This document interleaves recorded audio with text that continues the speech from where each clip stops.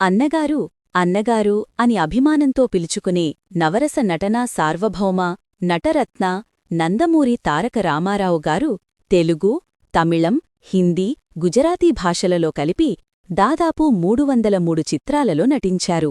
పలు చిత్రాలను నిర్మించి మరెన్నో చిత్రాలకు దర్శకత్వం కూడా వహించారు.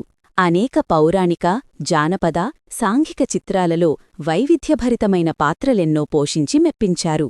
రాముడు, కృష్ణుడు వంటి పౌరాణిక పాత్రలతో తెలుగువారి హృదయాలలో శాశ్వతంగా ఆరాధ్య దైవంగా నిలిచిపోయారు.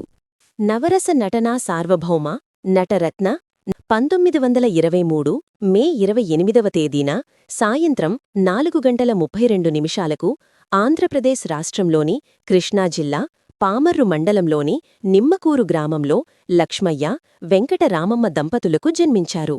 మొదట కృష్ణ అని పేరు పెట్టాలని తల్లి అనుకున్నప్పటికీ మేనమామ తారక రాముడైతే బాగుంటుంది అని చెప్పడంతో ఆ పేరే పెట్టారు. తరువాత అది కాస్త తారక రామారావుగా మారింది. విజయవాడ మునిసిపల్ ఉన్నత పాఠశాలలో చదివారు. తరువాత విజయవాడ ఎస్ఆర్ఆర్ కాలేజీలో చేరారు. ఇక్కడ విశ్వనాథ, సత్యనారాయణ తెలుగు విభాగానికి అధిపతి. ఒకసారి రామారావును ఒక నాటకంలో ఆడవేషం వేయమన్నారు. అయితే రామారావుగారు తన మీసాలు తీయటానికి ససేమిరా అన్నారు.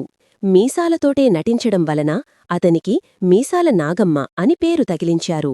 1942 మే నెలలో 20 ఏళ్ల వయసులో మేనమామ కుమార్తె బసవరామతారకాన్ని పెళ్లి చేసుకున్నారు.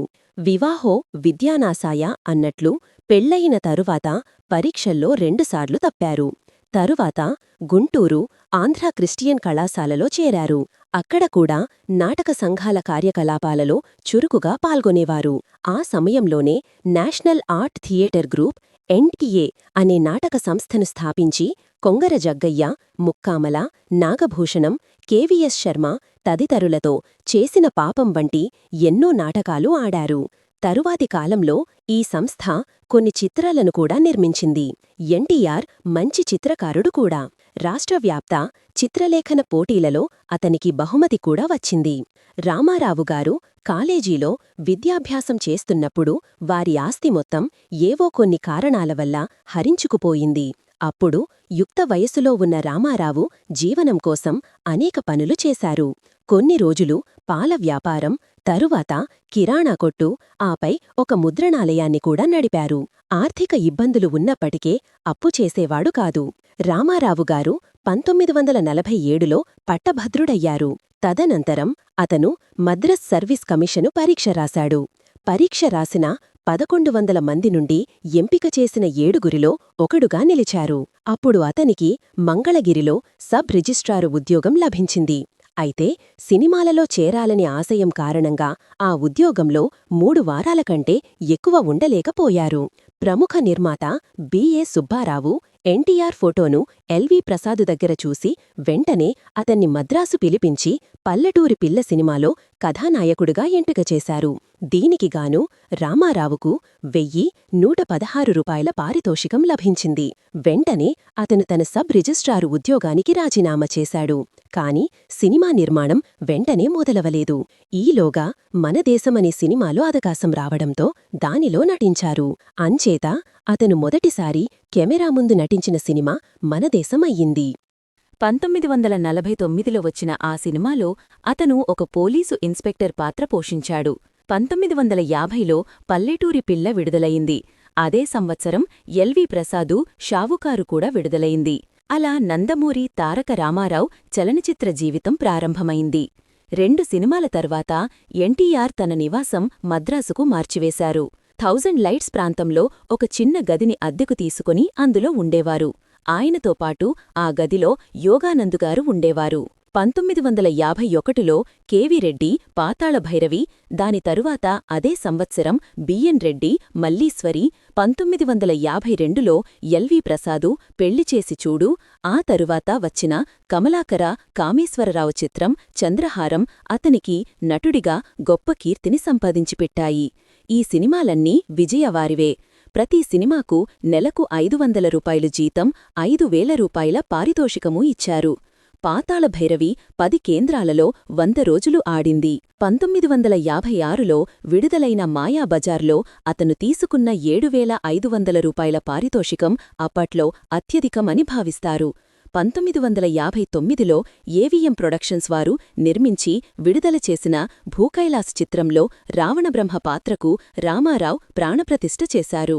1960లో విడుదలైన శ్రీ వెంకటేశ్వర మహాత్మ్యం భారీ విజయం సాధించింది. శ్రీమద్ విరాట పర్వంలో అతను 5 పాత్రలు పోషించారు. ఆ విధంగా 1950లలో ఎన్టీఆర్ ఎంతో ప్రజాదరణ పొందిన నటుడిగా ఎదిగారు. సంవత్సరానికి 10 సినిమాల చొప్పున నటిస్తూ ఉండేవాడు. 1963లో విడుదలైన లవకుశ అతి పెద్ద విజయాన్ని నమోదు చేసింది. ఎన్టీఆర్ సినిమాల్లోకి వచ్చిన 22 సంవత్సరాల వరకు అతను పారితోషికం 4 లేదా 5 అంకెలలోనే ఉండేది. 1972 నుంచి అతని పారితోషికం లక్షల్లోకి చేరింది. ఎన్టీఆర్ దర్శకత్వంలో వచ్చిన మొదటి చిత్రం 1961లో విడుదలైన సీతారమ్మ కళ్యాణం. ఈ చిత్రాన్ని తన సోదరుడు త్రివిక్రమరావు ఆధీనంలోని నేషనల్ ఆర్ట్ ప్రొడక్షన్సు పతాకంపై విడుదల చేశారు. 1977లో విడుదలైన దానవీర సూరకర్ణలో అతను 3 పాత్రల్లో నటిస్తూ స్వయంగా దర్శకత్వం చేశారు. 1978లో విడుదలైన శ్రీరామ పట్టాభిషేకం సినిమాకు కూడా అతను దర్శకత్వం వహించారు. ఎన్టీఆర్ నటించిన సాంఘిక చిత్రాలు అడవిరాముడు, యమగోళ గొప్ప బాక్సాఫీసు విజయం సాధించాయి. 1991 ఎన్నికల ప్రచారం కోసం అతను నటించి దర్శకత్వం వహించిన బ్రహ్మర్షి విశ్వామిత్ర 1990లో విడుదలైంది. ఎన్టీఆర్ క్రమశిక్షణలో చాలా ఖచ్చితంగా ఉండేవారు. గంభీరమైన తన స్వరాన్ని కాపాడుకోవడానికి ప్రతిరోజూ మద్రాసు మెరీనా బీచ్లో అభ్యాసం చేసేవారు. నర్తనశాల సినిమా కోసం అతను వెంపటి చినసత్యం దగ్గర కూచిపూడి నేర్చుకున్నారు. వృత్తిపట్ల అతని నిబద్ధత అటువంటిది. కెమెరా ముందు ఎన్టీఆర్ తడబడిన దాఖలాలు లేవని చెబుతుంటారు. ఎందుకంటే అతను డైలాగులను ముందుగానే కంఠతా పట్టేసేవాడు. విశ్వవిఖ్యాత నట సార్వభౌముడుగా బిరుదాంకితుడైన రామారావుగారు తన 44ఏళ్ల సినిమా జీవితంలో 13 చారిత్రికాలు, 55 జానపద, 186 సాంఘిక, 44 పౌరాణిక చిత్రాలు చేశారు.